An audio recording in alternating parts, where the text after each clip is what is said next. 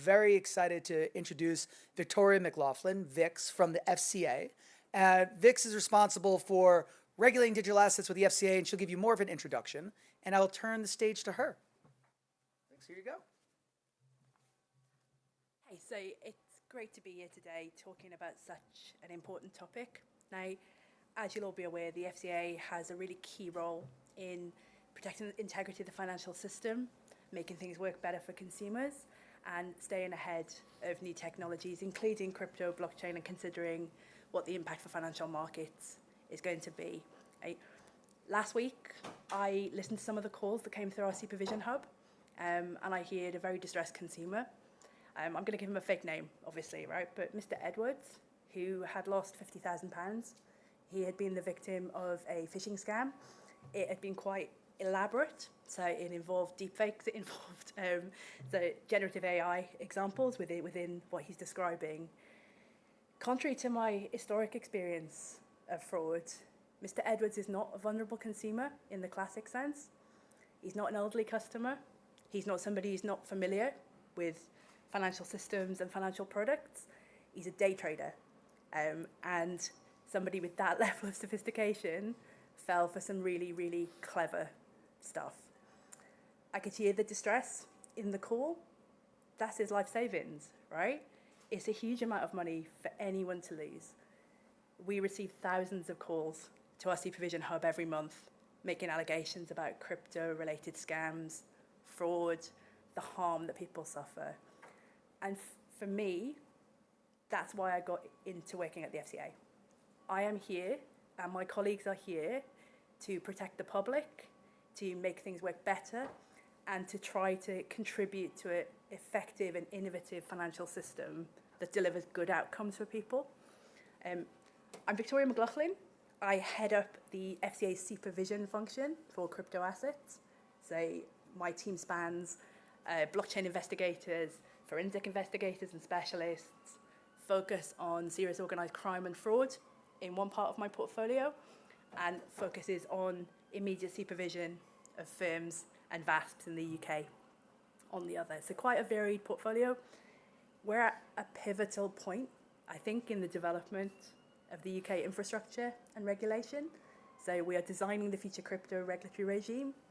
We have significant developments in the US that will help blockchain and crypto take an even more significant role globally. And we are working closely with our European counterparts to try to design a system that will work. So a huge amount to deal with from the FCA perspective.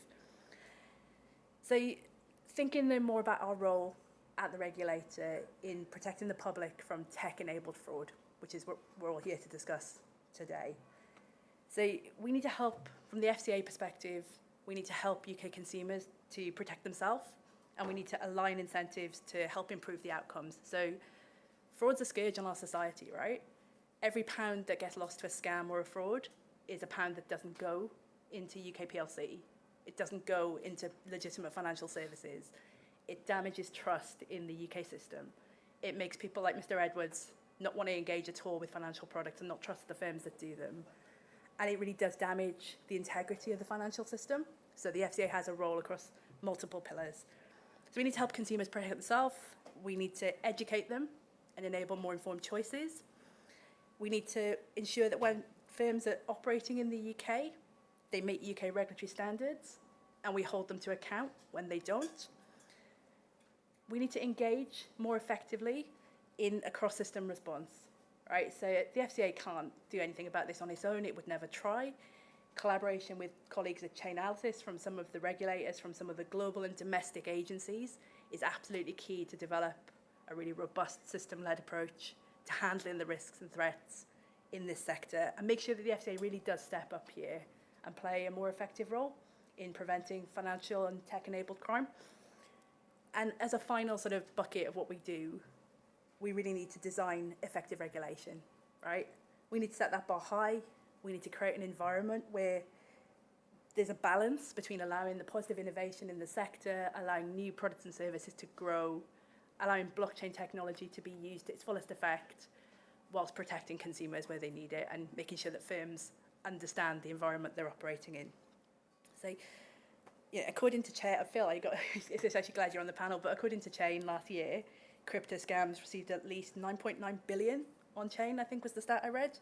And I think the estimate is that that's going to increase as illicit addresses are identified and attributed.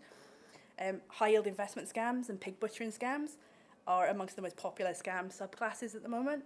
52% and 33.2% respectively of that total come from those typologies.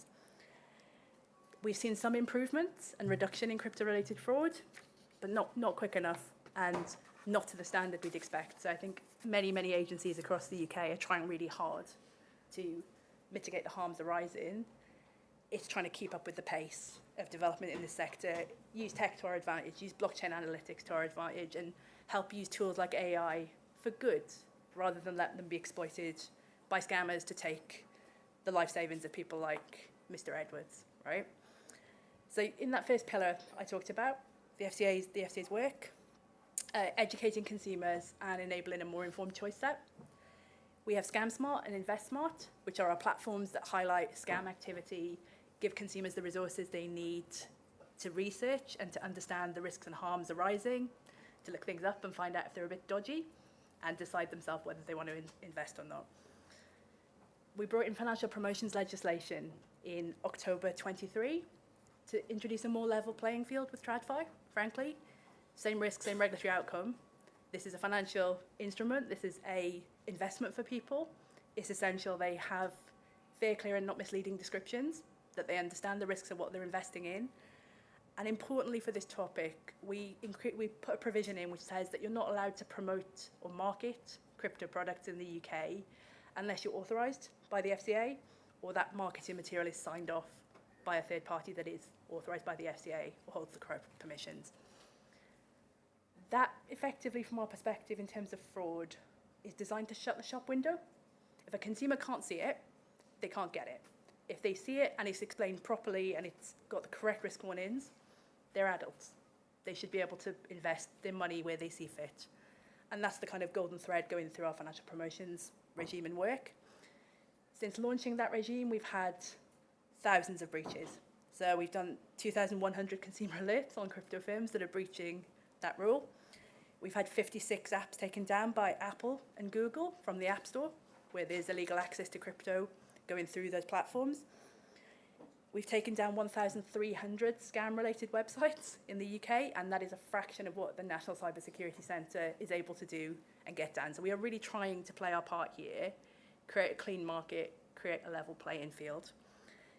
We took enforcement action against 9 finfluencers. I don't know if there's any fans of Geordie Shore.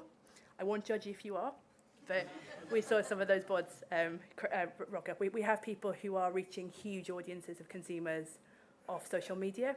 So in that finfluencer case, the Geordie Shore crew, they have a combined audience of that pool of nine people, 4.5 million customers. Look at their social media. That's their followers. That, you know, a promotion you put out can go huge and viral in a way that TradFi doesn't always. And people trust those people. They rely on the advice they give. So we wanted to make a stand on that. So that criminal prosecution is underway and active just now. And we are working with Apple, Google, on key partners in the delivery of the Online Harms Act and Online Safety Act to basically deal with the cross-system response. So we're working really closely with Google, with Meta, with Bing, and we've seen 100% reduction in some of the illegal crypto adverts that they put out. We've seen a much better response to misleading and high harm adverts, but there's still a lot of work to do, and we're quite excited about the role that will be played by Ofcom going forwards in that space. We have a second limb of what we do, which is with the virtual asset service providers or a crypto firm in the UK. We have to ensure they meet the regulatory standards, and we take action when they don't. So we have a really robust gateway. I was talking to one of the other presenters about that before the session. We apply really stringent tests in the UK to test which firms are allowed to operate in the UK market. So the regime has been live in the UK since 2020, in January.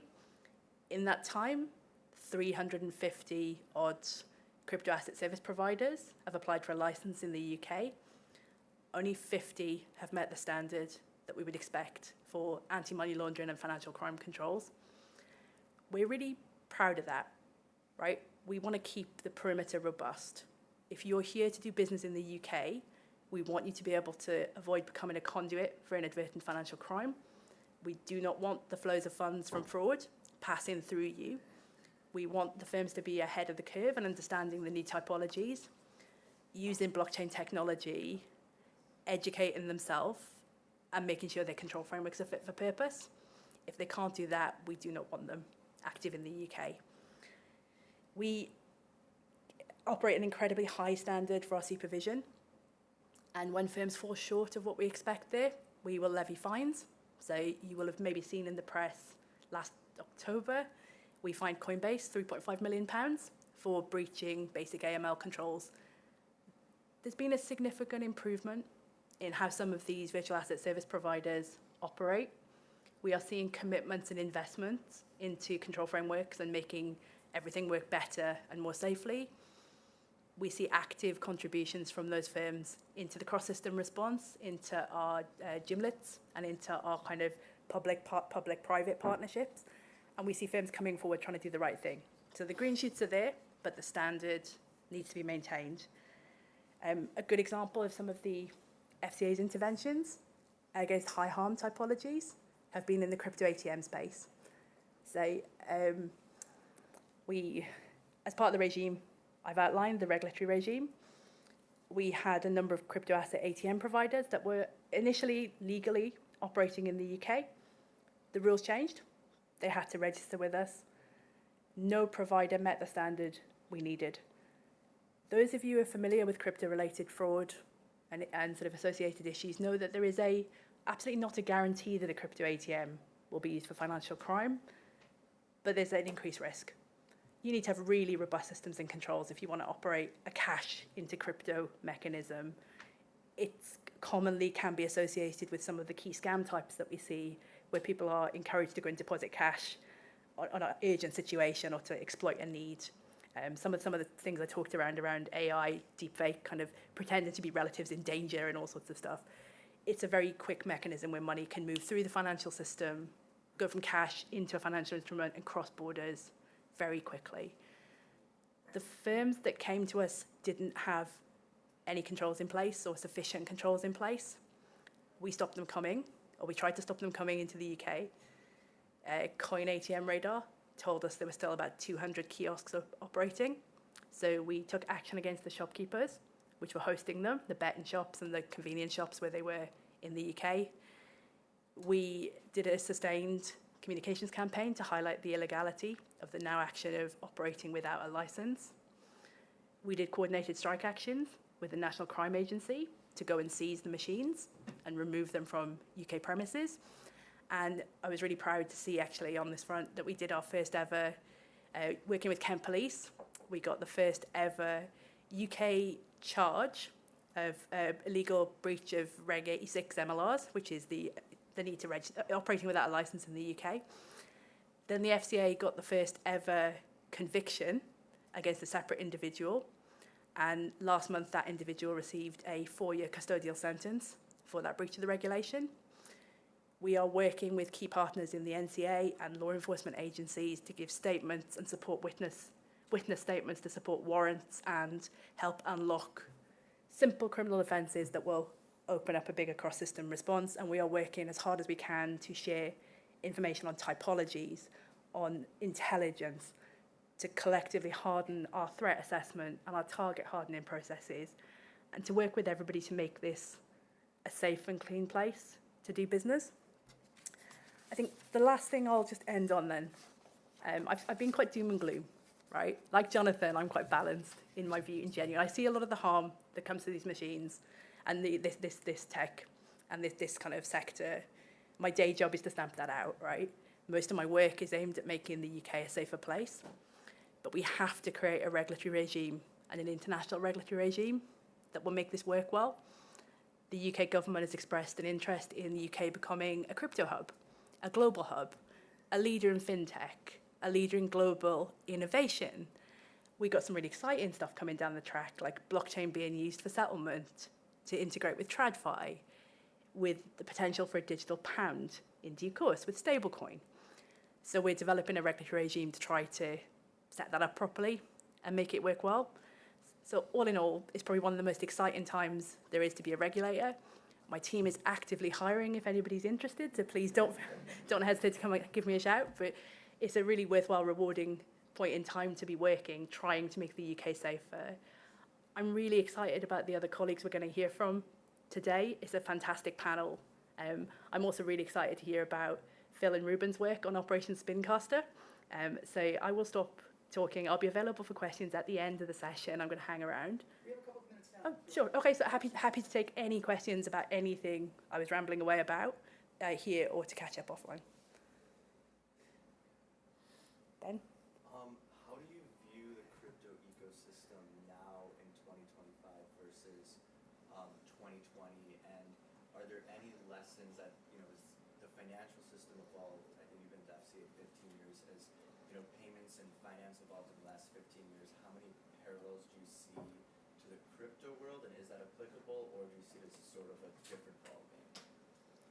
Oh, that's a great question. We're currently squabbling about it all the time internally as well. So I think the market has broadened out significantly from a pure crypto market. I think the infrastructure is really interesting. I think you've got use cases in tokenization, stablecoin, opening up much more payments use cases and remittance cases, transfers of value, cash-like instrument rather than crypto as a sort of speculative investment. I think we're now evolving as a regulator and in the UK to a much more nuanced conversation.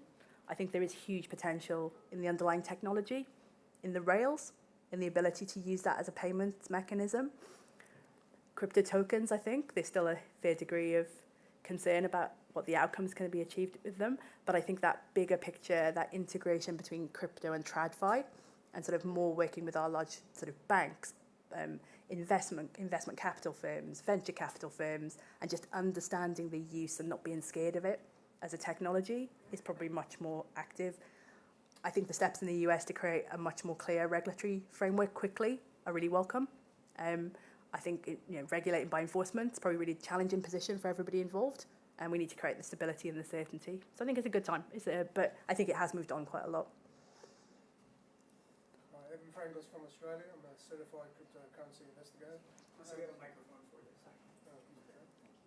Check 1 2 1 2. I'm also next DJ. Okay, so basically my question is, do you work with other Commonwealth countries? For example, in Australia we've noticed a lot of crypto scams are coming out of Cyprus, and I also live in Greece as well, so that's a question I wanted to clarify whether you guys do that as well. It's a really good question, thank you. So we've helped on the kind of policy and strategic side. We have co-chaired the Crypto Digital Assets Working Group for the UK. The UK has been part of that, so we've worked to develop IOSCO global principles for how to regulate crypto consistently and safely. On the kind of country level, I work really closely with Austrac. They're fantastic. They gave us a secondee actually as we started to build out our regime to learn lessons together. We share tips constantly. We work together on specific cases, on thematic issues. Where I'm excited to work next as a regulator is the potential for international supervisory kind of colleges. So have joined up approaches on really particular large firms of interest. So for example, a Binance or I'm not putting these together kind of for any aspersion actually, but there's issues like Bybit, right? Massive hack, huge hack, multi-jurisdictional, firms in all sorts of different countries, no established way for us to deal with them as regulatory system. And then on the financial crime side, obviously we work closely with FATF for the regulatory side, and Interpol and Europol for track and trace of assets. One more? Any last question? Okay. Vix, thank you very much. Give a round of applause. Thank you. And she'll be here afterwards if anyone asks questions. I understand you may not feel comfortable asking a regulator a question out loud, but she'll be here for the afterwards. And if I could ask my panel to come up next, move on. Let's see if this slide works. So there we go. Sorry, Ruben, you're after that. Aaron, Peter, Ben Weiss, please come on up. We're going to move now to having the regulator point of view. And I think that was a pretty balanced understanding of what's happening from that area. But I think it's also now, let's talk about the ecosystem itself and what people are seeing. And I'll, Aaron's coming behind it, but allow everybody to introduce themselves and we'll dive into it. And again, we'll do about 20, 25 minutes of conversation, save a few minutes for questions before going to the last section. So Aaron, let's start with you. If you could introduce yourself to everybody and then we'll move it down the line. Sure, thanks, Jonathan. Great to be sort of chatting with you on stage on this topic again. So for everybody in the audience, Jonathan actually used to be my boss at Mastercard a couple of years ago, and we worked together on, I think, the first team we were in was the digital asset security team at Mastercard. So since then, Jonathan's obviously moved on. He's president of Cube AI. I'm really, happy to be invited here to speak. And we continue to look at that at Mastercard. I work in the financial crime solutions team. One thing that you guys may sort of always think about Mastercard is it's all about cards. Actually, here in the UK specifically, we sit on top of VocaLink, so we see all the real-time payments. We're seeing all the card traffic.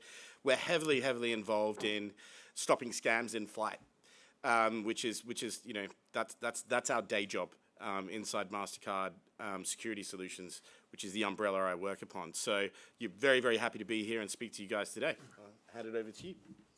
Hi, thanks very much. Hi, I'm Pete Jones. I'm from OCCRP, which is not perhaps the most memorable acronym, but it stands for the Organized Crime and Corruption Reporting Project. What we are is a network of investigative journalists and reporters, started out in Eastern Europe and the Balkans, but now stretches across the world.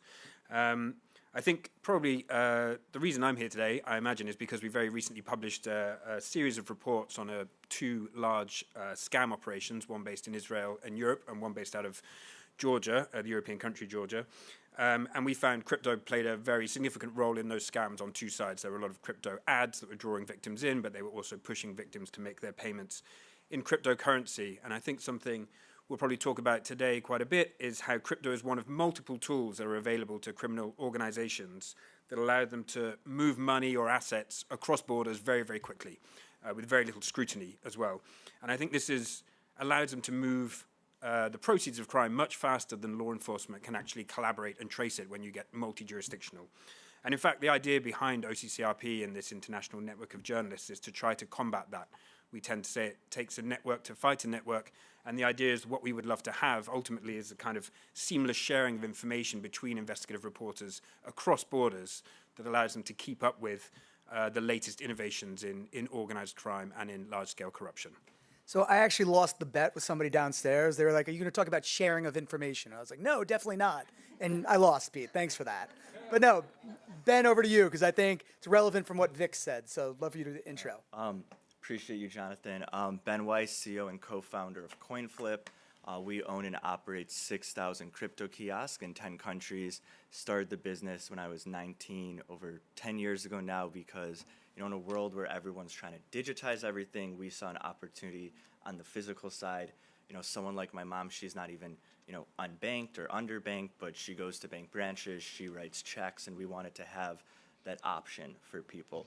That being said, there are some unique risks, as we just heard from Vic, when it comes to crypto kiosks, but there's also unique opportunities as well to combat fraud, to combat scams, and I'm excited to be here with all of you today.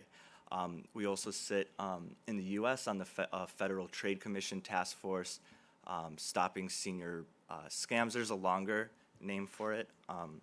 And then also we partner with the FBI, the Virtual Assets Unit, when it comes to IC3 complaints, and we always refund the fees on any scam because we never want to profit off of scams. No, look, so thank you all for being here today. And I think as part of this, it's a little bit of the review of what's happening, what you're seeing from the ecosystem level, and I think digging into where the bad actors occur. Again, going back to my beginning, it's not that blockchain crypto are bad, but we should understand where the risks are to better protect ourselves, our colleagues, consumers, things like that. So let's just go high level. And actually, Ben, I want to start with you because I think that was really interesting, Vix, from your point of view about what the UK saw when it came to the kiosks here from the Bitcoin, the crypto ATMs. I know, Ben, you and team have focused on that problem. So can you just talk a little bit about where you saw problems when you sort of started the business and the steps you've taken to sort of mitigate those problems? So I think in the beginning, so started the business in 2015, a lot of the concern was around AML, KYC. I think over time that concern has sort of diminished. It's still important, but now the focus has been on anti-fraud and scams. We've seen post-COVID, and with things like AI, it's easier than ever to scam people. Even there's been stories in the U.S., I don't know if here, but people will hand cash to what they think is federal agents coming outside their homes. So they're getting scammed even without crypto, without sending a wire, without a gift card. In the past couple months, we've seen a lot of law enforcement impersonation scams. We've seen a lot of jury duty scams. We've seen, unfortunately, romance scams as well. And now with AI, the scamming is easier than ever. So what are some things that we can do to stop those scams? So for us, there's a bunch of things, but I think having that 24/7 customer support and having, a phone number that people can call. So like the compliance team, they're doing, a lot of KYC stuff, but they're also doing stuff after the fact when someone is scammed. But if you can find ways to stop the scam before, our customer support having, that 24/7 number, and we've, really shifted our warnings from sort of a general beware of scams to sort of, we call it our Safe in 6 consumer education program. So it's 6 questions. Have you been sent here, and asked to pay a bill? Have you been sent here by, a romantic partner that you've never met? And getting the customer to get there on their own has been more effective than just a general, hey, you're being scammed. Obviously, we're going to block the transaction regardless, but then if that person goes to another ATM or goes to Western Union, we're in the same situation. Another thing we've been doing as part of our advertising campaigns, we start off advertising, to seniors about, scams and fraud. We've now shifted to actually advertising to millennials as well, whose, parents are seniors, because we've seen studies and we've heard anecdotally that sometimes the most effective, person to talk you out of a scam is your own kids. Wait, I've been waiting to make this joke for years with you. So you're not a millennial. What do we call you then? You're like Gen Z? Gen Z. Oh, I love it. I love it. All right. No, but I think it's key, like that sort of education, because I think what you hit at the end is that there's not an age limit in this space, right? There's not. It can be to the point where you have. I was talking to the head of fraud at a very major fintech, and his 85-year-old father just was scammed. He lost $50,000 in a scheme, and he submitted some money. He actually submitted some money to a crypto ATM, and he was one of the people where they said, "Look, I can get your money back, but I need another $10,000. I'll have the courier come pick it up." And he had the money, went to the bank, and he handed it over to him. But the same way, when you have youth nowadays, people who have access to, whether they started with, in the United States, DraftKings or FanDuel of gambling, and they can look at crypto as another way of they're trying to make money, and they'll get hooked and involved in any sort of investment scam the moment they're able to do it. So I think it crosses all ages in this space, and it's important to educate along the way. Yeah, and one just final point that I remembered as well is we've been partnering in the U.S. with like state banking associations as well, because people will say, oh, it's, a cryptocurrency ATM scam, but 95% of the time these people are going to a teller and they're getting, the cash from a bank after having an interaction with the teller. And of course, the banks are trained, the tellers are trained on, anti-fraud things, but they might not be trained to say, hey, are you withdrawing this cash because someone told you to go to a Bitcoin ATM? And we've seen that specific questioning from bank tellers has, stopped some scams. So I think, again, there's sort of this whole ecosystem approach we could take that's helpful, even with the telcos as well, because, a lot of this, before the bank, this starts with a phone call or a text. Yeah.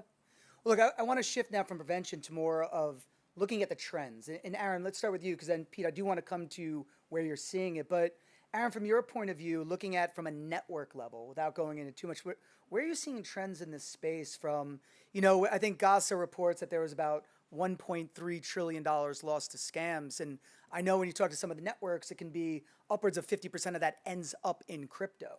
I'm just wondering what you're seeing sort of at that level from a overall view. Sure. So, it's a good question. So Mastercard, we're a global organization. So, and again, as I mentioned, a lot of the time people just think about us with the card network. So to your point, Jonathan, one of the things that we've seen pivoting recently because of probably more controls and more things that have come into place, more education, especially here in the UK, there was a lot of problems with scams and authorized push payment, and things pivoted to authorized push payment because we got really good as an industry, as banks, as technologists, companies like yourself that are out there that are helping banks, FIs, and everything in this space pivot away from what was account takeover. It used to be, okay, we're going to phish you, we're going to take your details, we're going to, do all that, and then I'm going to pretend to be you, and I'm going to try and take over your account. Now we've got device ID, biometrics, all sorts of things in place that really make that a lot harder for a fraudster to do. That they are still developing, and now they've got Gen AI and other stuff behind it. But that pushed things over to authorized push payments. And that's where it's the real customer. They're sitting in their living room, they're making this transaction. It is their IP address, it is their thumbprint, it is their face, it is everything else. And so for a bank, it's very difficult for a bank to turn around and say to the customer, like, no, we're not gonna do this transaction. So what's happened is new intelligence companies, all sorts of different blockchain fraud type companies. Banks have started triaging that, and they've started putting in things in place into session with the customer. This could be a scam, right? Or the bank itself might have intelligence saying, hey, do you know that you're actually transacting £10,000 and it's going to a crypto exchange? And they've actually got this detail through working with software vendors and other vendors that are out there.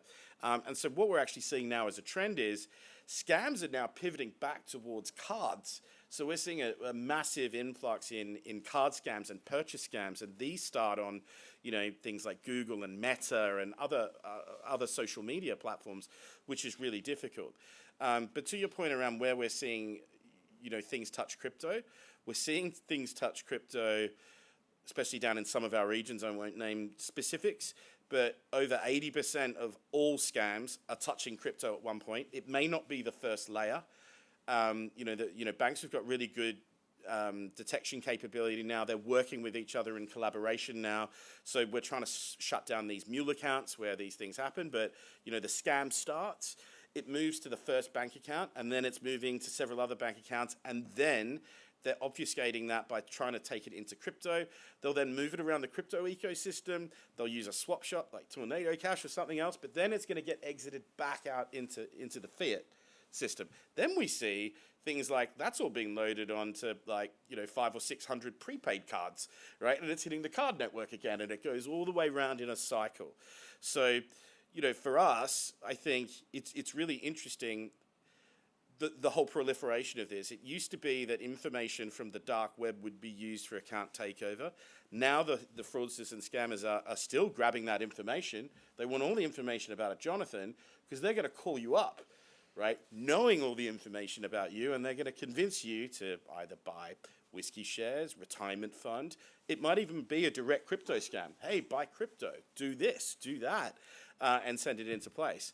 So look, we're seeing downtrends, probably in the A2A space, which is great because controls have started to get in place.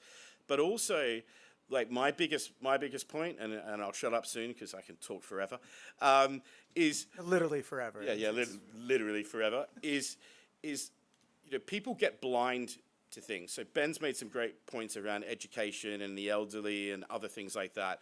I call it like the cookie acceptance button. Right, when cookies all started to come up, on the internet, and you had to accept them because someone made a rule, right? No one reads that anymore. They go, I want to go to this website. So they click accept, and they don't know that it's cross-tracking. They don't know any of those things. That's what's starting to happen actually on some of these education points that banks are trying to do. They're putting up a screen that says, hey, do you know this could be a scam? And they just click, yeah, I know, it could be. They're not reading it. They're not thinking about it. It's just a thing that's preventing them from doing that transaction. It's how you break that scam spell, right? The psychopathy of a scam victim. It's hard. One of the things that, by the way, that was the most political answer when you talked about geos that I've ever heard you give. Because and we'll go to Pete on this one. No, because I think what you just described a little bit of what I was saying, that blockchain and crypto in and of itself is not necessarily bad or anything like that. It's a means of moving the money. And I think the idea that it was more an A to A and then you saw it moving into cards and touching that is just an interesting point. Again, criminals will go for the low-hanging fruit. So where we harden and make things stronger to fight back against it, they'll find the next avenue. That's why it's a continuous cycle. But I want to go to the geo side because I think that's really interesting. So Pete, like in the New York Times, right before I came over here, above the fold in the New York Times, which I'm not sure how it is over here, like that's the major article, and it was the scam article, and it was talking about Southeast Asia. And I think a lot of us probably know about Aaron West and Operation Shamrock and what they're trying to do. And I think it's tremendous work. But a lot of it does focus on that United Nations report about 300,000 people potentially being in forced labor in Myanmar scamming individuals. But I thought it was fascinating your story about scam compounds in Israel. And when I think of Israel, that's not what I think of. So could you tell a little bit about your findings and research and what you reported there? Yeah, absolutely. Yeah, like you say, it's kind of counterintuitive. So we were given a huge leak of files and informations and even telephone recordings from some of the scam call centers from inside two different operations that were basically boiler room or like pig butchering operations. One of them was based out of Georgia, like I said, and one out of Israel, with call centers in Europe, in countries like Spain even. And they were incredibly sophisticated, is the first thing to say. So in terms of education, it's very true that we had recordings of scammers coaching their victims in terms of what to tell their banks when they wanted to make transfers, telling them not to talk about cryptocurrency, telling them exactly what to say to specific banks if they did raise kind of KYC or fraud alert issues. It was interesting also to see that crypto featured quite heavily, as I said, in two facets. They often were pushing crypto investment schemes, which I think speaks to one issue, which is that the wider world, even the educated world, is not as educated as this room is about cryptocurrency still. There's still a lot of immaturity and naivety and a kind of, it still has that sort of get-rich-quick magic beans kind of vibe to it to certain people, and people really do just buy into this. And we saw the use of fake investment platforms, people thinking they're investing in crypto, it looks like their investments are going up, they start to pile in more money, then the whole thing falls apart. The other thing I'd want to note is that the other level of sophistication was that they were using intermediary companies. So you could have payments in fiat that would end up at a crypto exchange and then be turned into cryptocurrency. Even had bank account to bank account payments. This was not all cryptocurrency. But at each case, in each instance of those payments, they were using proxy companies that as soon as they were identified would get shut down and another would reappear in another jurisdiction. It really was sort of like whack-a-mole. And I think that speaks to the difficulty that law enforcement faces in shutting down these kinds of operations. And in that sense, my view of crypto is not that, as you've said, it's not inherently a problem, it's how it's used by criminals. And I kind of liken it to, it's not the whole heist, but it's like the getaway vehicle. And the reason it's very useful to criminals is that there's very low barriers to entry. Basically, it's pseudonymous to the point of being anonymous, insofar as it's quite easy to make it almost impossible to trace. Watch out, Phil's coming up next. So. Yeah, that's true. Almost impossible. It's very difficult to trace. I do think actually another issue is that lots of victims are referred to local law enforcement that just don't have the time or the resource or the training or the technology to pursue these money flows, especially when you have a victim in one country, you have the scammer in another, the company they send the money to is in a third, that company sends it to another company in the fourth, it's turned into cryptocurrency along the way. A local police force is never going to be able to trace that kind of money. And obviously the big problem, as Vix has identified, all of this comes back to the fact that it's effectively unregulated. So we're not kind of crypto evangelists, we're not critical of crypto, we just report what we see, but we certainly saw that the scammers in these very sophisticated operations had a clear preference for victims sending their money in cryptocurrency. A couple points too, if you don't mind, Jonathan. Jump in, please. The geos and the law enforcement. I saw a couple weeks ago too, there was an indictment filed in Vermont for crypto scamming, but the scam compound was out of Montreal. So, what people think of is, they think it's in Southeast Asia, and it is, but it also happens in countries like Canada. We've seen cases in the U.S., like maybe it's not a full-blown compound and maybe it's not forced labor, but we've, seen cases where people have been arrested and sentenced in the U.S. for, scamming other people in the U.S. And then when it comes to local law enforcement, I think that's a great point. One of the things from the FTC task force is trying to really centralize a lot of the stuff through the IC3 complaint center and through the FBI, but a lot of these things do go through local law enforcement. One thing that we've done is we now have, first off, in every state and jurisdiction we're in, we have a consumer protection officer who's also the law enforcement liaison. I'm not going to pretend like recovery happens in a majority of cases, but there are chances for recovery if you act quick enough. So we have a law enforcement toolkit and a law enforcement liaison that everyone in that state knows to contact us if there's a scam. And we do everything from the blockchain tracing if they don't have the tools for it, because, you know, small department, local might not know how, as well as we tell them this is what you need to fill out for a subpoena, this is what you need to fill out for a freeze letter. You know, we see the money sitting on Coinbase, we see the money sitting on Binance, you know, here's what you need to fill out. This is, you know, we have a contact there as well. You can send a freeze letter to or a seizure warrant.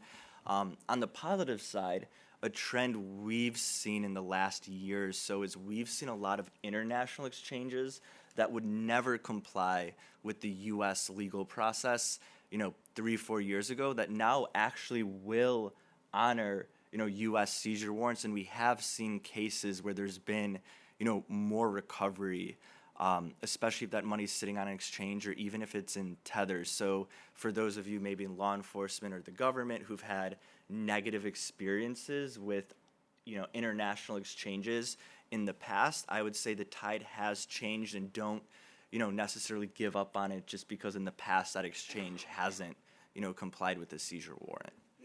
So that's actually, I agree. One of the common themes about this, I think, is in those spaces is law enforcement, local, everyone's trying to catch up and understand it. And one of it goes to utility of how many people are involved in the space. And I would never ask that at a crypto conference, but here I am. Like, how many people out here have actually bought or hold crypto right now?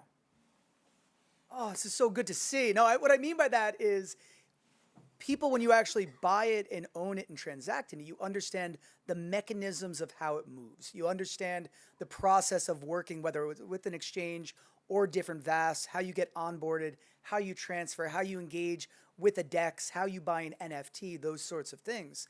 But that piece right there, the fact that we're at a fraud and scam conference and less than half the room actually owns crypto or is engaged with it, to me is a highlight of where we all need to get better to understand what's happening. Because I'm assuming everybody here has a bank account.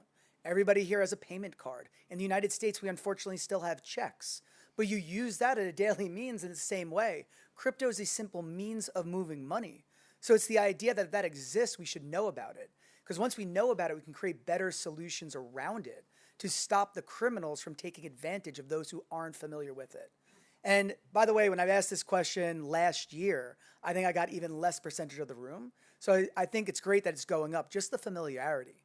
So real quick, and then I want to have people ask a couple questions. So give me your high level. When we're looking about this from a fraud point of view, and you're seeing crypto, like I said, it can move into fiat, move into crypto, move back into fiat. But when you're looking at trends or the ecosystem, let's go on a positive note, which I think is good, and even from you, Pete, from the reporting side. But it is the idea of, as you see this, and I think, Ben, you kind of led it off with saying that these larger exchanges are finally starting to comply with law enforcement requests. And I think for a long period of time, like, I would like to think SBF and FTX going down was part of it. I think CZ from Binance going to jail and paying billions, not that he cares, or Justin Suh getting sued by the United States government. I think that started to prompt it. But I do think it's important to say, like, when these trends, what's the positive aspect that we're seeing from whether it's from a network point of view or yours from the reporting, Pete, or Ben from the kiosk? Like, let's leave on something uplifting before questions of, in this space, there is fraud, there's scammers, but where's the light in this space when it comes to crypto or the tech side? So I'll jump in first, Jonathan. I think Vic earlier made the point around crypto initially was like speculative investment, right? And now it's more of a means to an end to quickly transfer funds, right? And we got to think about it like in real funds. If you think about cash in your bank account right now, you kind of think about it as, I have cash. You don't. It's just digital, right? It's there, and we're moving it from one place to another, and you're using a piece of plastic to do that, right? Now, you know, there's Bitcoin and blockchain and all sorts of things available. One of the things that I think is super positive is now that, like, regulators are coming in, now that law enforcement is coming into play, and then you've got the FIs of the banking institutions, we're starting to realize that all these scams and things that are going on, they're all connected. Like, in the first place, to perpetrate the scam, it's got to get sent to a bank account. Now, if we start sharing information using technology... Sharing, that's twice now. Twice for sharing. Twice, so, no, all right. But it's true, right? This is true. we start understanding that, okay, if I can put good controls, good KYC, good KYB in place, that fraudulent vendor, that scammer, it's going to be really hard for them to open that bank account in the first place. So when I said earlier, hey, we saw A to A pivot to card, those card scams are run by false vendors, right? That an acquirer is sitting there doing, and you're buying fake Nikes off, Facebook, and you never got them. But then all that traffic ends up in a bank account that was opened, that is used by the acquirer and this fake merchant, and then that money at the back end then disappears into crypto. We're starting to see that start to drop down now because of stronger regulations, more compliance in place, and again, yes, sharing, Jonathan, consortium type data, right? It's super good. Here in the UK, we're seeing it, especially at Mastercard. I think we've got over 90% of the A to A banks now collaborating on one platform, liaising with Pay UK and UK Finance, and the whole thing has started to drop down, which is fantastic, right? So it's super positive. And I think eventually, no one here has spoken about how dodgy cash is, right? Still, no one's speaking about that. I think crypto is still less dodgy than cash. And eventually, if we get it under control, it's not going away. It's going to be a really great way to transact fastly. Agreed. I want to put one thing and then go to you, Pete, because I think also what Aaron's describing with the MasterCard side, Visa, and I know we have Visa colleagues here as well, one of the things I've loved is what they're doing with their tokenization program and the crypto side. And I encourage everyone to look up the VTAP program, because what Catherine and team are doing over there is looking to say, how do we now create this tokenization of assets that can transact on those rails in a safe and secure way? And I put that out there because these global networks are looking at ways to use technology to facilitate the safer movement of funds. And I think it's a great positive development. So, Pete, let's go on a positive side for a corruption reporter. I mean, it's going to start off sounding negative, but it'll turn positive, I promise. We're talking about crypto here, which is why I've talked about the role of cryptocurrency in these scams, but actually they relied on a vast network of service providers that we could see, from affiliate marketing companies. They had bank accounts in actual banks. They had people pushing ads. They have entire HR systems. We had their pension records. We had their pay records. They use payroll. They have buildings. They use voice over IP to mask where they're making calls from. So this huge network of professional service providers, many of whom had plausible deniability about what they knew about their client. And I do think, right at the start, I said it does take a network to fight a network. And I think this is there's an analogy with, in the organized crime and corruption space, people talk about enablers, which are the lawyers who work for the criminals, or the accountants, or the bank managers, or whatever, the account managers. And there's that analogy here with scammers as well. And as people in the crypto space and as responsible exchanges come on board and start to work and start to implement KYC, as you were talking about as well, Aaron, I think you can have a collective response that makes it incredibly difficult for these scammers. And we did see that you may not be able to stop them outright, but you can make their life super difficult. Yeah, salt the battlefield. Right, exactly, and that's it. And we saw that happening. We saw them having to pivot. We saw them having to shut down companies, shut down crypto exchanges, actually, as they got flagged, open them up in different countries. That's obviously not what they want to be doing. And I think when you have all of these different parts of this ecosystem of professional services that they need to carry out their scam working together to try to prevent it, then you'll have some success. Ben, please. Couple things. I think, as you said, the utility and just use cases around crypto. I mean, we used to never have people buy stable coins at our kiosk. We now have, in the US, 25% of our transactions are stable coins, pointing to, more day-to-day utility. In some countries, we're in South Africa, we're in Mexico, we're in Panama. They could be north of 50%. Another thing, from a safety perspective, the industry's just gotten more mature. So being in the kiosk space, in Argentina 3-4 years ago even, there's such deep peer-to-peer markets that we would have a kiosk and people would stand in front and try and poach customers and be like, I will sell you Crypto caves. Yeah, I will sell you crypto for half a point less, no ID. And we've seen those peer-to-peer markets sort of been cleaned up. Not 100% everywhere. There's still some, low trust areas where we still see a little bit, but that's been night and day. I think the data and the attribution, the sharing, I think Chainalysis is here, and the blockchain tools in general have been so key for us. Everyone is scanning a wallet before they can put cash in the machine. We're using wallet pinning so no one can use the same addresses, so scammers can't just send out, a QR code to 1,000 people and hope people do it.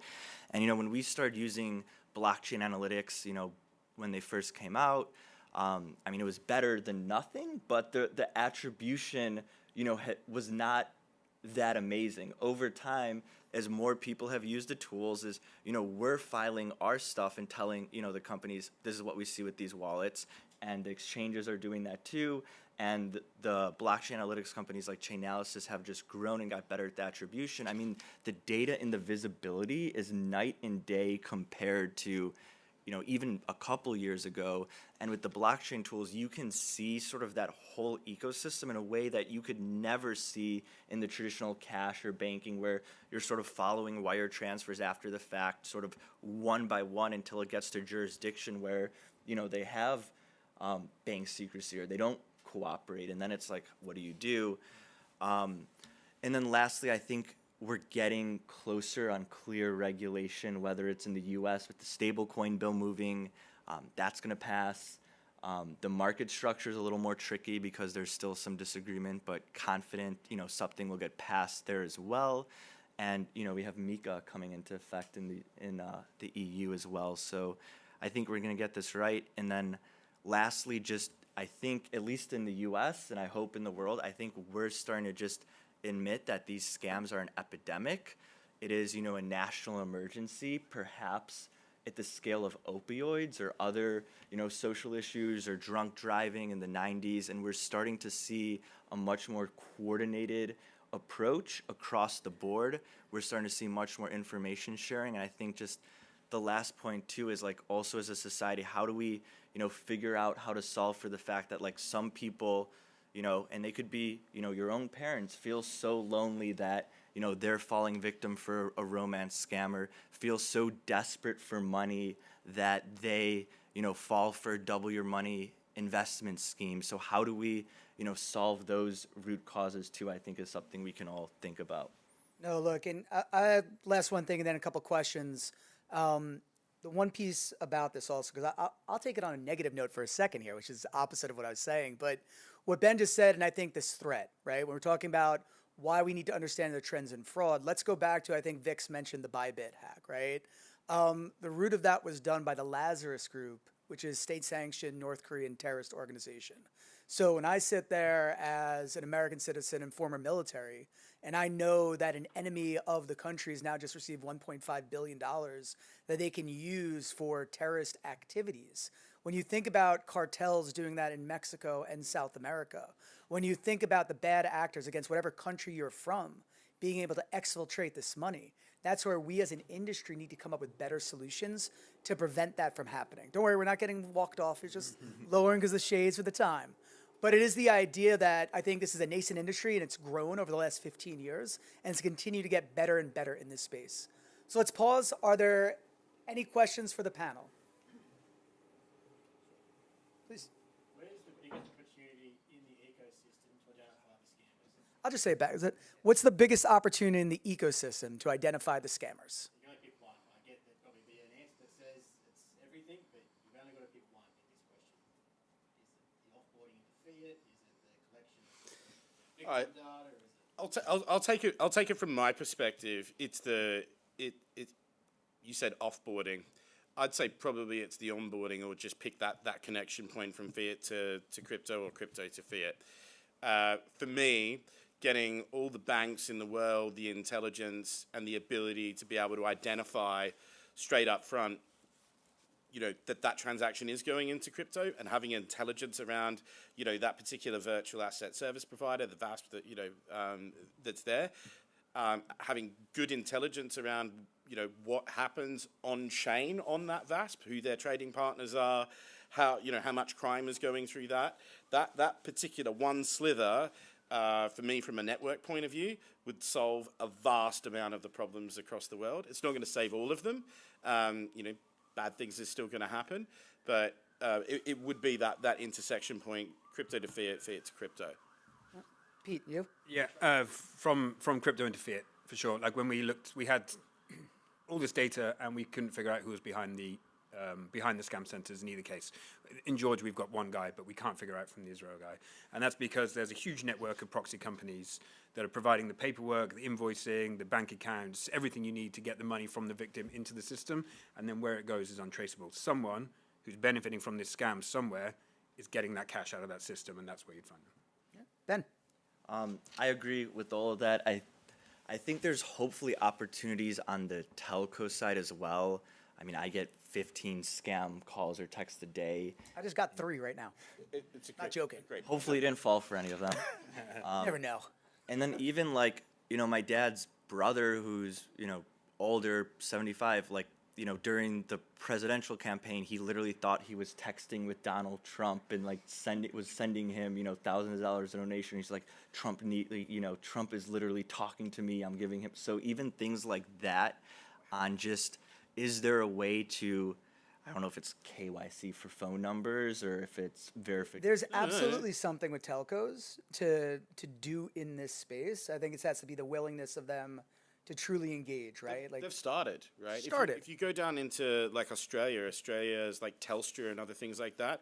Like I go down and visit my elderly parents there in the shopping center, and a call's coming in, and actually Telstra has now badged the call on my mum's phone going, potential scammer. It's already been flagged. Now, they could probably go further and just stop that call from happening, but they're using that intelligence, and I think that it's a really strong point, because it's the traditional ways, the old school ways of tricking people, snake oil salesmen, that's what's come back because of technology proliferation. It's just easier than ever. It is. Look, it's social engineering, and these scams have been around since 2000 BC, when they started, removing the weights in the Roman markets. And then you have Nero devaluing the denarius by building copper instead of silver, right? So these scams are just using new technology. My last piece as well is we look at it from the predictive side. So we bring in with our partners and companies where the scammers are. So whether that is in the Telegram chats, whether that is the scam websites, understanding where they're operating in the Web 2 space before they come into Web 3 to even start those conversations. The sooner you can identify and predict where they're going, that gives you a better opportunity to stop it. We have time for one more question in the back, please.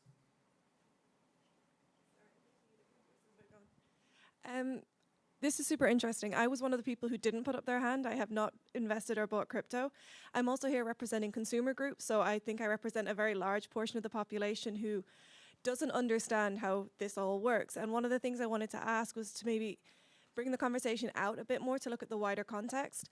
Peter, one of the things you highlighted is that there's a real illiteracy of people who don't understand how crypto works, and that leads them to fall for these scams. So I'm wondering, given the audience that we have, what more can be done to help people who aren't investing in crypto right now understand how crypto as a system works to help them or prevent them falling from these scams then? That's a great question, and someone who's not, as somebody who is also not super literate in crypto, it's something that's relevant to me too. I mean, I think what it does is it makes people afraid to ask questions when they're being sold something that they don't understand, and it sounds like it's a magic formula.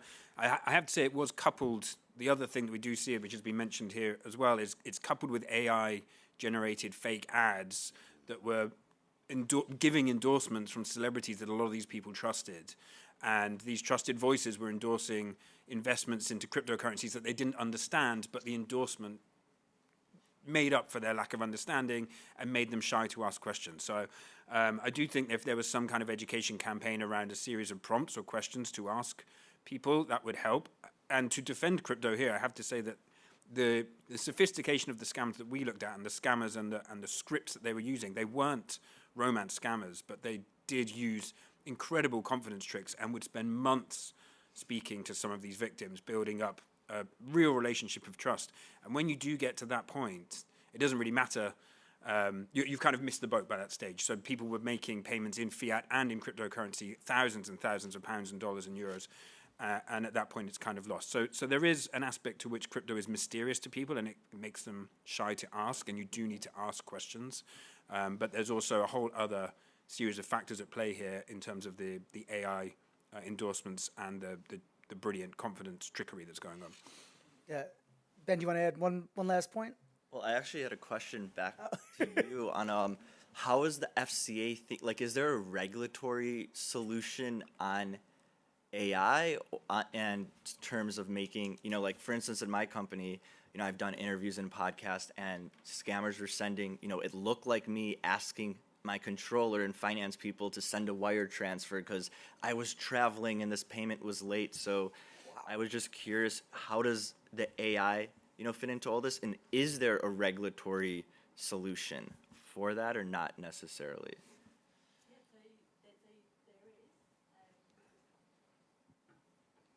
I'd say we're yes. So there is. I think it's partially the regulator's role, right? I think it's a societal thing. I think if you want to have a first level, you want to have a crypto hub, you want to have digitized pound.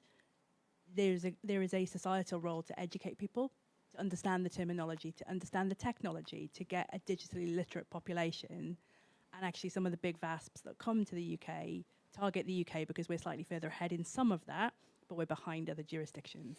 And that isn't the FCA's role per se, but there are things we can do to help. We've designed a theory of change for the FCA around the kind of market we'd like to see in 10 years' time, and we've identified a role for government in that literacy. But on AI in particular, we're running a reg strategy to identify the threats, the opportunities, the vectors that can come from it. For me, where it comes from is helping understand those typologies that are coming, the opportunities and the threats in it. When my firms are using it for their control frameworks to help make decisions, making sure the risk-based logic and things that is underneath it is sensible and stacks up, and that they haven't just bought something lazy, kind of get ChatGPT to check their client base or whatever, which I have seen.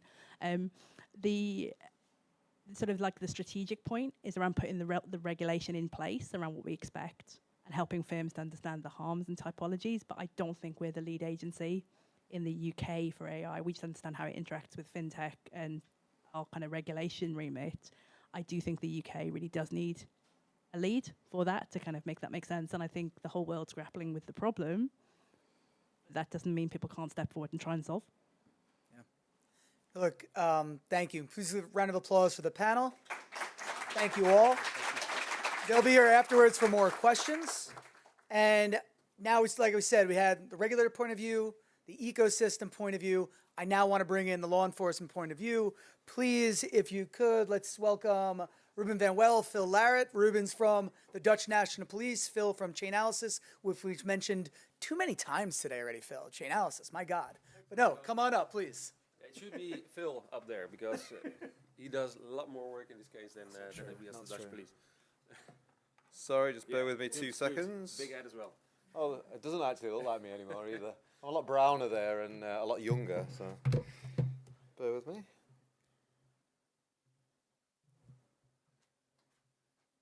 Great. Excellent. Instant. Yeah. Good afternoon, everyone. My name is Phil Larrett. I'm the Director of Investigations at Chainalysis. I've been with the company sort of 4 years now. And prior to that, I was in the National Crime Agency in the UK, so law enforcement sort of career. I don't think I really need to introduce Chainalysis because my colleagues have done a fantastic job of doing so. But we're a blockchain data platform, and we provide software services and data to both the public and private sector. And our sort of primary objective as a company is to de-anonymize the blockchain. And then we provide like ways to trace assets on the blockchain, but also for companies to manage and mitigate risk on their platforms. Now we're going to discuss today Operation Spincaster, which we collaborated with Ruben and his team on.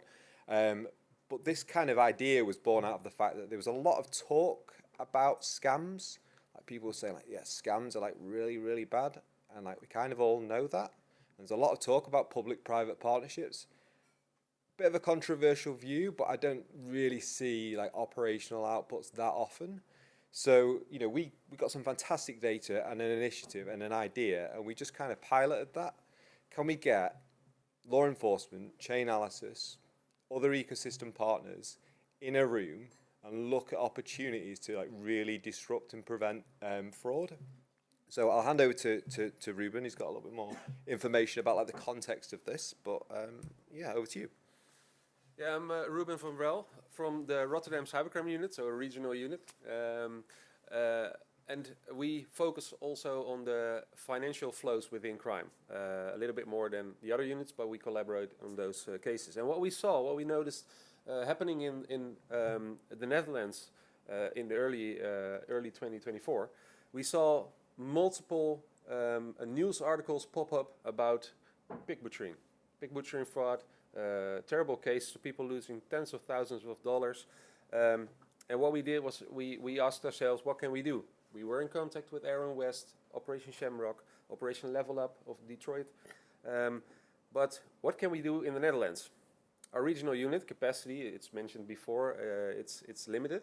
But what can we do? And so we reached out. We were in contact with Chainalysis for 1.5 years, I think, already, to see what we can do. And they figured out a modus operandi, in this case, which we could tackle by a public-private collaboration. So. Cool. I won't go through this in any detail. I think I explained it before, but essentially we have Chainalysis data, blockchain data. We build software applications on top of that. The team that I manage is global services, so a team of sort of expert investigators based around the world. But then the key part here is the ecosystem. So can we leverage our contacts from both the public and the private sector to essentially come together and try and find a way to disrupt criminality, and in this case, fraud. Now, I think Vic mentioned this before around our crypto crime report. So we release this every year based on our sort of data, and what we can see is there has been a sort of a steady increase in relation to scam activity. Now, as a company, we're looking to attribute illicit activities such as scams. So we can do this across different crime types, but if we look specifically at fraud, we can see a general increase up until 2024. Now, what I would say, as reference to the orange arrow, is what happens with Chainalysis is we do a lot of retrospective reviews, and a lot of our attributions for crime that happened last year, we won't necessarily have at the moment. I anticipate that this will probably go up to the 12, maybe $13 billion mark in terms of illicit activity in relation to on-chain crime that happened last year.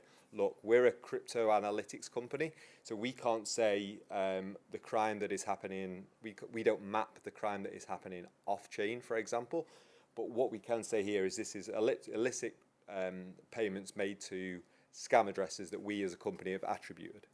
Now we can go a little bit more granular, as Vic went through before. About 30% of this is, we believe, is pig butchering. About 50% high yield investment trading. And you can see some of the other prominent scams, address poisoning, different crypto drainers that we've seen pop up over the last sort of few years. There's more information on this in our crypto crime report. It's available on the website. So I just urge you to go there if you want any further information or context. Now, what we can do is at a macro level, we can see all these different scams, these different typologies, but we can start to really drill down into some of the tactics that are used. And our research team, who works alongside our global services team, we identified this methodology that we call approval phishing. And we noticed if we looked at all of our scam data, over the last 3 years, nearly $3 billion was actually lost to approval phishing. So what is approval phishing? At a very, very high level, a victim, will unknowingly sign a malicious transaction that gives a third party, an approved spender, the permission to spend tokens that are held in their wallet. Now, the wider, so the broader context that can be ultimately utilized to get a victim to sign a transaction changes. So we've seen it in investment frauds, we've seen it in some romance frauds, we've seen it in some gaming-like fraud as well. But if we take that sort of 30,000-foot view of the blockchain, we can start to kind of map how this works, and we can start to sort of develop a fingerprint of how these transactions look on the blockchain. So what then essentially happens is the victim signs this malicious transaction. They will get the victim to withdraw funds from an exchange to their wallet, and then it gets to a certain amount, and the approved spender will then spend all of the funds that has been held in the victim's wallet and transfer it to a destination address that's under the scammer's control. Like I say, nearly $3 billion has been stolen using this tactic over the last few years. Now, I said yesterday on a panel that I spoke on, we're not going to arrest our way out of this sort of scamdemic, I think we were calling it, it's near impossible. These threat actors are using different technologies such as AI to really scale their operations. Now, this is just an example of what it looks like in Chainalysis. So the victim withdraws the funds, and you see the victim is the green box, and the funds are sent to this suspect destination address.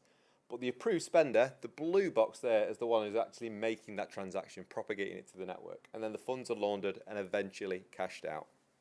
Now, if we were to look at this and allocate, individual officers in different regions just to investigate this specific crime, take a lot of time and a lot of effort. It's just not sustainable.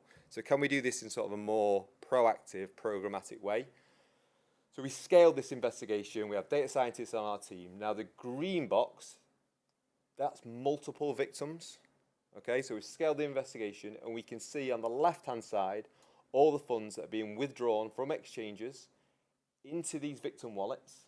And then the blue box there, that's the approved spender.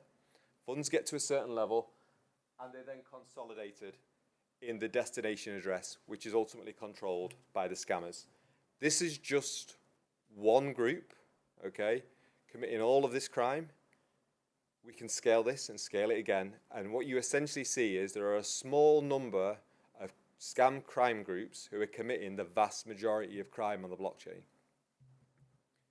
And there are huge asset seizure opportunities here. Like I said before, the scammers are encouraging victims to withdraw USDT, so Tether, and consolidating these funds. Now, if we as a community can get ahead of that, and we can identify that these funds are consolidated, and they are sat in a wallet, we can work with Tether, with law enforcement, with exchanges to try and seize and recover some of these assets.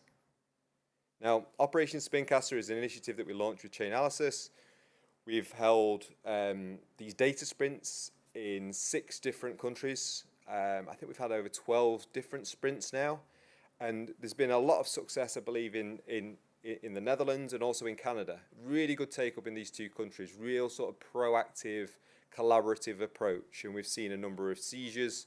We've seen a number of interdictions.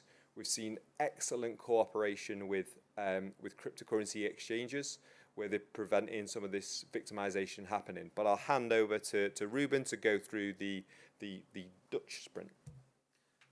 And the great thing is, in this case, we've talked about the kill chain in scams multiple times these 2 days, and you're way up front in the kill chain.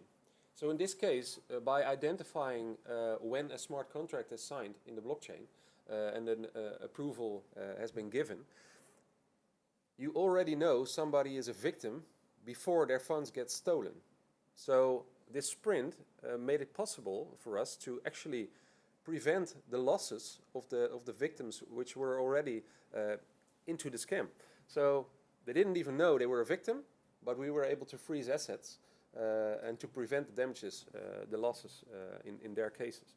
So what we did, and that's what the part, what can you do? Law enforcement is always, do we have enough capacity to be able to fix something like this? What we have in the Netherlands is a good network of exchanges.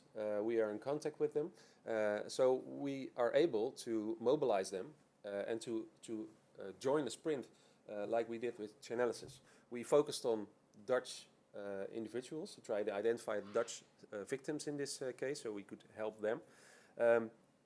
We work with Bybit, Kraken, Anycoin Direct, Coinbase, Bitcoin Meester, BTC Direct, Bitfavo, they were all there. We joined as the police, FYU, our Department of Justice, and Interpol. Let's see what we can see. So I think we had like 1,000 of leads in total. Well, this is the notes we made on the day, and we did identify them. So all under GDPR ruling, Chainalysis provided the intel. The exchanges identified the consumers, the victims. Well, we didn't need them to share data. We just wanted to have them there to get to know the modus operandi and set measures into place to prevent it proactively. So that's one of the best things I think that came out of this these sprints. We were able to freeze accounts. I remember, like it was yesterday, the first lead we took that day to show how that MO looks in the blockchain. It was a victim who was just emptied their wallet, like 70K of USDT, was emptied 1 hour just before our sprint. So if we started an hour earlier, we might have been able to save them. But then we also were able to freeze wallets with about 65K already in place to be stolen by the criminals. But the good thing is, because the MO is in the blockchain, and the exchanges were able to see how they worked and which data points they needed to scan to create detection in their system, so they can proactively freeze the wallets of victims signing a smart contract. So even though a victim probably doesn't know when they sign a smart contract and the approval is given to retrieve the assets on their wallet, these exchanges who were there, a couple of them were already able to block it from happening. So prevent the victims before they fall victim. So I think that's one of the best outcomes of this day, that by sharing data, by sharing intelligence, like Chainalysis did with the exchanges and us, you can give the exchanges the opportunity to create measures and to prevent victims. Yeah, I mean, there's, just by way of an example, what we tend to see is that the victims go onto an exchange platform, and then there's an initial sort of test transaction. It's a low value, maybe $50 or $100, something like that. Now, we know, using our data, that their wallet that they've sent funds to has been compromised. So if we provide that intelligence to an exchange, they then have the ability, in theory, to stop further transactions being sent to that particular address. So what we try and do is encourage them to bring in some kind of screening method before the other victims withdraw to other addresses that have signed these malicious transactions. And we can plot all of that on the blockchain and within our data. In relation to sort of enhancing capabilities and seizing funds, I think the panel discussed it before. There's still a lot of enablement and a lot of learning that's needed, not just across the broader population, but also law enforcement investigators as well. It can be really, really tough, and they need the access to the software, the data, and the skills to be able to trace assets like this.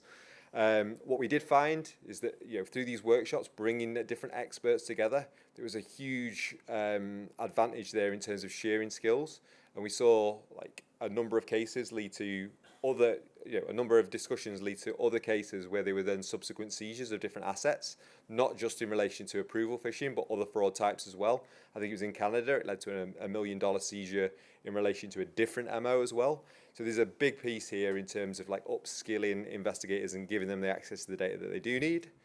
And then finally, look, this is the main point. I think we're in a good position at Chainalysis to kind of help connect the ecosystem, but there's still a lot of work that needs to be done.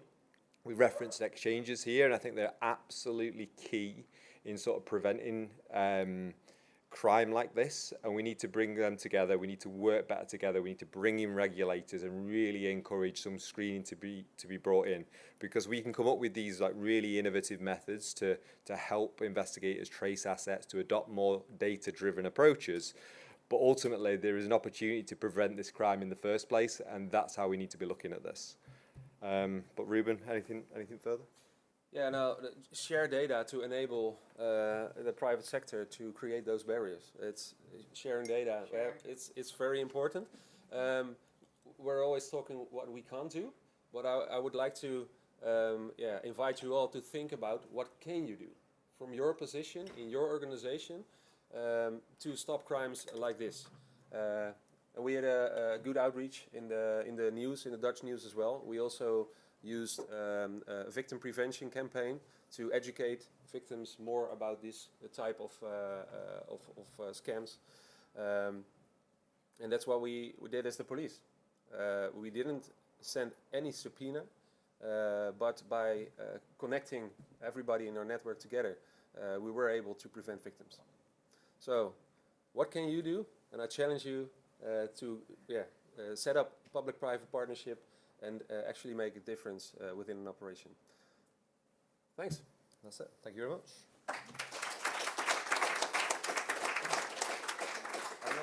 Questions? Or? I think we have time for one more question. Anybody? We can grab them afterwards. Oh. We got one in front. In your investigation, did you ever have cases where victims refused to believe they were victims, and obviously you can, still tell the exchange to, freeze it or block it, but I was curious if that did happen, were there any techniques that were more effective of getting people to sort of realize that they were victims of a scam? Yeah, in our cases we didn't, but we don't investigate individual cases. We watch trends and we try to tackle new phenomena. But I know from talking to Operation Level Up for the FBI in their investigation, they have difficulty waking up those victims because they're under the thumb of the scammer, as mentioned yesterday and today as well. These people invest to build a relationship with the victim, so they are targeted. So they don't fall for this type of crime. No, they are targeted, and they get scammed for a lot of money. And they need to hear the right things multiple times from different peers in their environment to believe and to stop it. Actually, Eileen can tell you a lot more about that. She's been helping waking up victims of these type of romance fraud a lot, which is very important. And some of I think it's a really good question. In some of the sort of later iterations of Spincaster, there was a specific sort of comms plan around this because that was exactly happening. Exchanges were going to victims. Victims were saying, "No, this is a genuine investment opportunity. I've already seen a return." So we had like a bit of a package that we put together that exchanges could then share, and it was just open source material that was publicly available that they could then share to try and raise awareness. I think as this progresses, the more backing that we get, so this is more official and it comes from the likes of the FCA and others, I think that will be better because, you might get something from Chainalysis and the victim like, who are Chainalysis? So the more that we can collaborate on the comms messaging, I think the better. I don't think we have amplified it enough. To gain trust, the first transaction returned a profit. So for victims, they think, oh, this works. I got extra money in my account. Well, they got lured in. Please give a hand for Thanks, man. Thank you. Appreciate it. Look, I know we're over, and I apologize for that, but this is one of those areas. We're talking about scams and fraud, and we're talking about a new technology or a nascent ecosystem. A lot of people need to learn and be educated because the criminals are taking advantage. So again, we're going to be continuous to do this at the GASA events, and I encourage people to think back what we just talked about. Regulators are coming up with framework to allow people to play within the certain rules. The ecosystem and the companies out there are trying to play within that rule framework as well to better protect customers and citizens. And that allows law enforcement and those tools to then better operate as well. It's one of those pieces that anything new is getting set up, it takes time and it's hard. And my point of view, and I will leave on a positive note, is to not look at all the bad that could occur. It's the idea that as this ecosystem of blockchain and cryptocurrency and the democratization and access to financial markets continues to spread, we just need to continue to build those tools to better protect customers and colleagues and the countries that we're part of. I think that's the purpose here. And the more we do that, the more we learn, the more we share this sort of knowledge. Yes, I said sharing. I did it. We'll get better at it. So thank you for the time and have a wonderful rest of the day. Thank you all. Cheers.